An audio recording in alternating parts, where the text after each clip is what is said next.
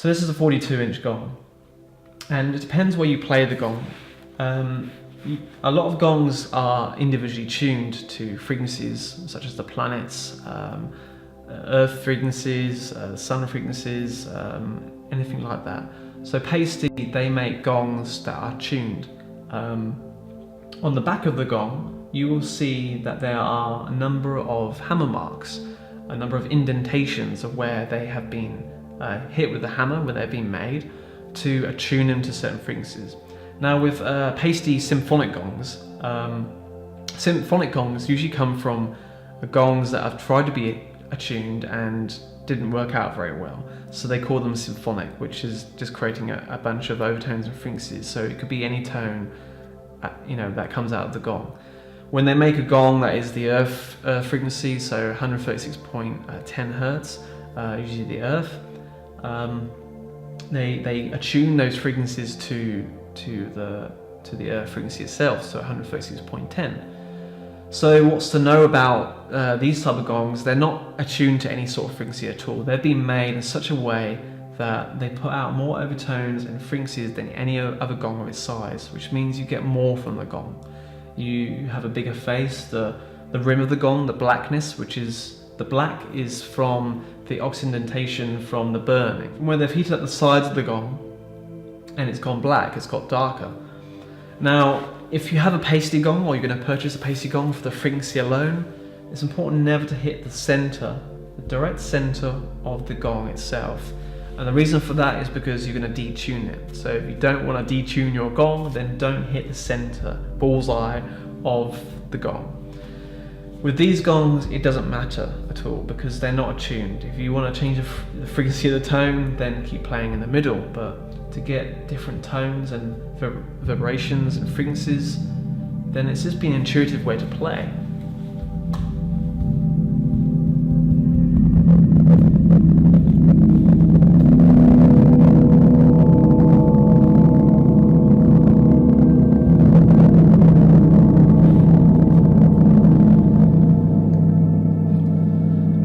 Mallets are beautiful. I don't favour mallets too much unless I'm playing a gong bath chamber for some people where I had to play so many gongs at the same time. Super ball mallets, or otherwise known as flumies, come in a range of different sizes, colours and other applications. So this is a double-ended sort of flumie. So it's balls of rubber. They're not just any type of rubber.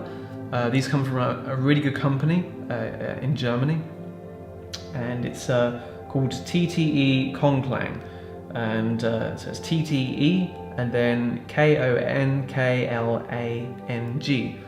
So they're a brilliant make. They make some of the best flumies I've encountered. They have a very strong, flexible handle, which is sometimes filled and sometimes not, but it's the actual rubber itself. Now, the bigger the flumie, so when it's very big compared to something that's very small, you're going to have a deeper resonance. And that's because it's got a wider surface area. So when you play this with the gong, you're going to create a very deep tone.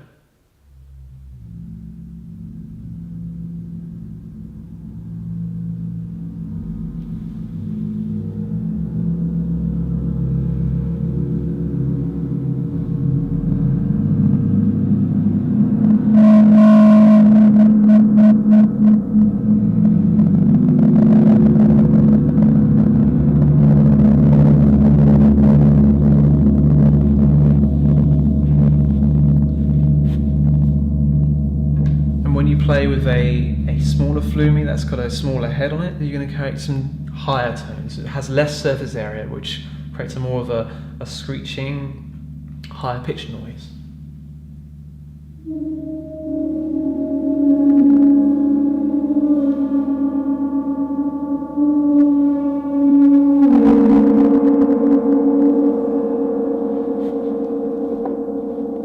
You have even smaller ones which create a much more higher tone.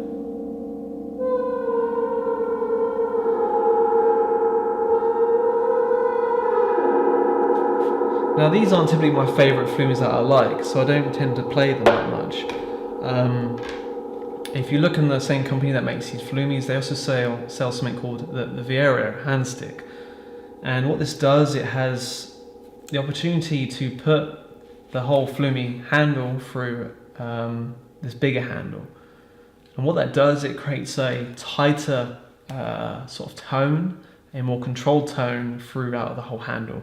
And these are really worth getting because you can take them off and you can put them on any other flumi itself. Simply put on there and tighten it up at the bottom. It's not going to come out, it's quite stiff, it's no rattling at all. So you create a more of a controlled deeper tone with the flumi.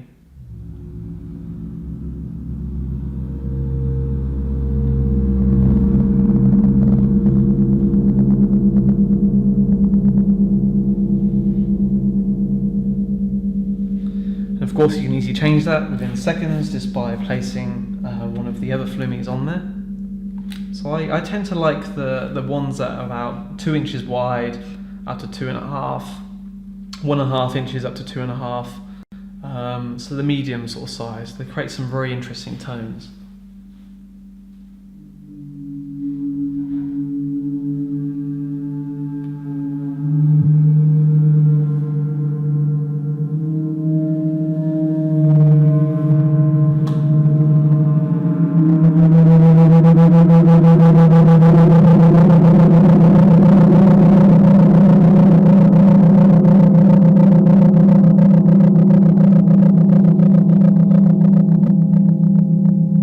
Haven't heard the gong to its full capacity yet.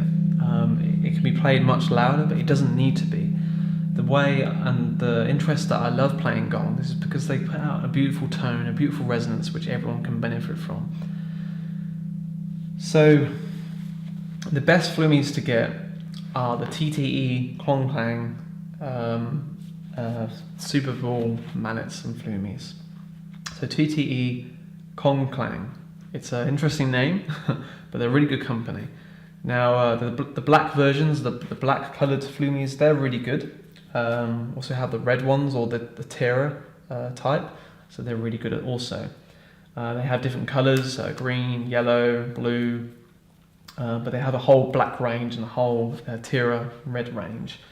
I'm not sure what the difference is on the actual flumis itself, unless it's just the colour, but as a company, for what they sell and what they make, these are some really good flumis. They create some really amazing tones. So if you're looking for some flumis, I've tried all the other types of flumis that are out there, and these are far by the best flumis that I've found. So get yourself some TTE, Kong Klang, Super Ball flumis, so Super Ball mallets. So they're very good. You can also be quite creative, and for example, if you're trying to utilize on less space and you first of all have your single flumi with a handle that goes through this Vario handle, you can also double mount it too with another flumi. So just basically, just if it does come off, be careful not to ruin it, but if the flumi itself, the ball, can be taken off, simply put it on the other end of a flumi. Easy get on there, and you have two choices within your hand. So if you're able to do this with lots of other flumis, you can be playing 4 flumis simultaneously at the same time. So if you have 4 flumis that you really love, then double them up. You don't need to have a flumi that's just one-ended like that. So these work really well.